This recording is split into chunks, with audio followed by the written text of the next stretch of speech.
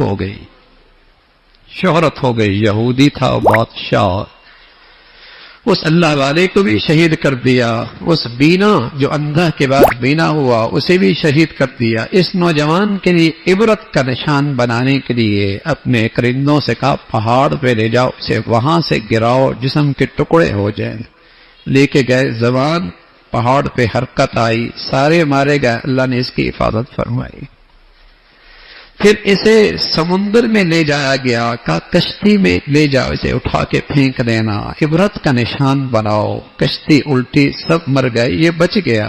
جسے اللہ بچانا چاہے کون مار سکتا ہے؟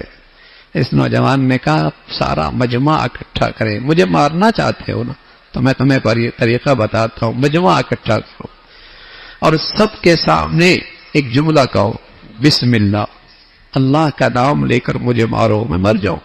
سبحان اللہ، کیسا خوش نصیب نوجوان تھا، اپنی جان کی قربانی تو دے رہا تھا لیکن ہزاروں آدمیوں کو ایمان سے جوڑ رہا تھا اور لوگوں کو تعارف کرا رہا تھا اپنی قربانی سے کہ کوئی ذات ہے، اللہ ہے۔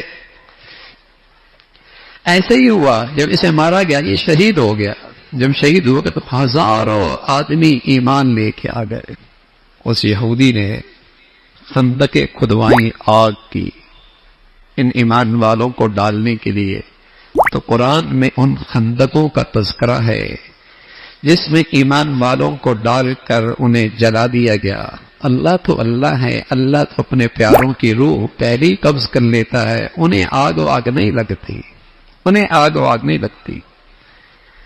تو وہ اللہ رب العزت نے اس کا تذکرہ فرمایا، اس یہودی نے مسلمانوں کو آگ کی خندوں میں جلا ڈالا، آگ کی خندقوں میں جلا ڈالا، اور آج کا یہودی بھی مسلمانوں بچوں پر آگ پھینک رہا ہے۔ فلسطین کی زمین پر شام کو جلا کے رکھ دیا ہے، عراق کو تباہ کر کے رکھ دیا ہے، افغانستان کو برباد کر کے رکھا ہے، اور کشمیر کے مسلمانوں پر مشرکوں نے آگ برسا کے کتنوں کو ذبح کر دیا ہے، جلا کر خاک کر دیا ہے۔ میرے عزیزو، یہ امت کے ساتھ کیا ہو رہا ہے؟ یہ اس امت کے ساتھ کیا ہو رہا ہے؟ اس کا جرم جہاں مسلمانوں کے یہ حکمران ہیں جو سوکھی لکڑیوں کی طرح ہیں، سوکھی لکڑیوں کی طرح ہیں، جن میں ایمان، غیرت اور مسلمانوں کے لیے کوئی درد، دل سینے میں وہ دل ہی نہیں ہے، وہاں دوسری طرف ہم مسلمانوں کا قصور بھی ہے۔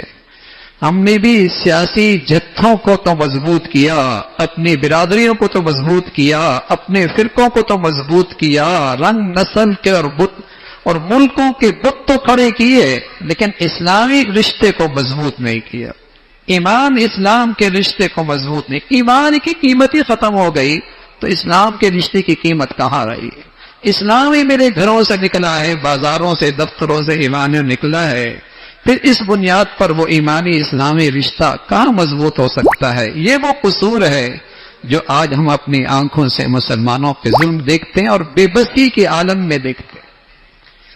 معصوم دنیا نہیں بولے گی، دنیا کیوں بولے گی؟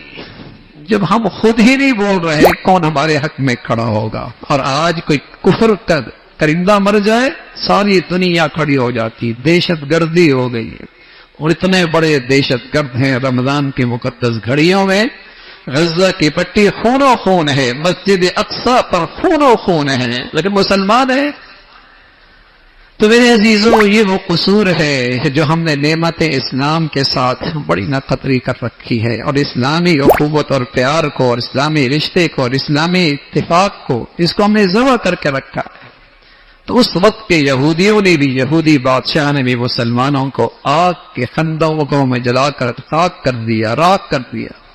لیکن اللہ کہہ رہا یہ تو میرے پیارے بندے ہیں، لیکن میں بھی بڑی قدرت رکھنے والا ہوں، اور ان کے عذاب میں اللہ کی پکڑ بھی بڑی سخت ہے۔ ان بطش ربک لشدید، اس کی پکڑ بھی بڑی سخت ہے۔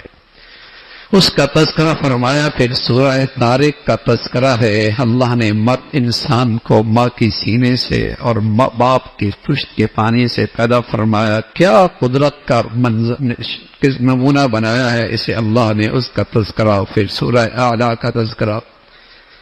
پھر سورہ اعلیٰ کے اللہ کے